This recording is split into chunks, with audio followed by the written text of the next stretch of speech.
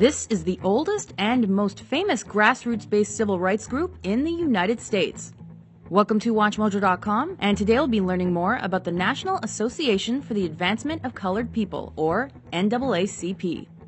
In 1908, a violent two-day race riot in Springfield, Illinois drove thousands of African Americans from the city and resulted in the destruction of many minority-owned businesses. This incident proved more poignant as Springfield was the birthplace of civil rights leader Abraham Lincoln.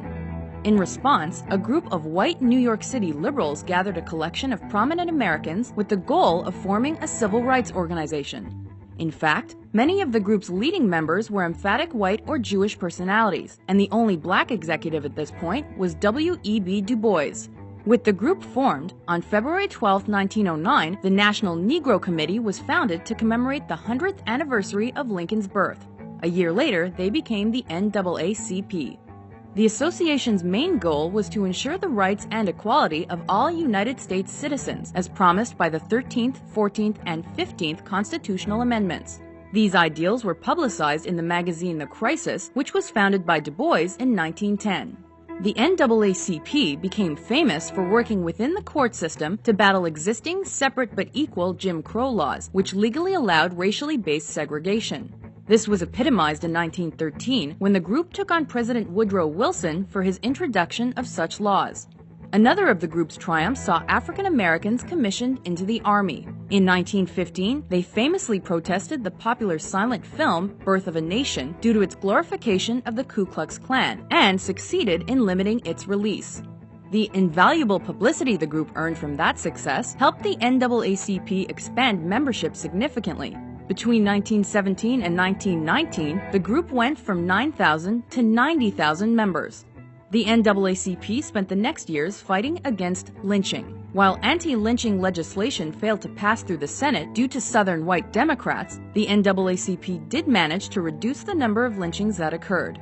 The NAACP was inspired by the ongoing Great Depression to battle for economic equality between the races. However, desegregation remained the group's primary goal. During the civil rights era of the 1950s, important progress was made. For example, the 1954 Brown v. the Board of Education Supreme Court case ended segregation in schools. The NAACP used the momentum from this win to push for desegregation in the South. However, the group's progress was soon halted.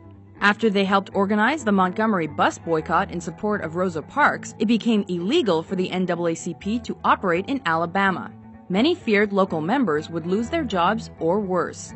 While the NAACP was crippled, groups like Martin Luther King Jr.'s Southern Christian Leadership Conference picked up the mantle. But despite common goals, Dr. King and the NAACP did not see eye to eye on how to achieve them.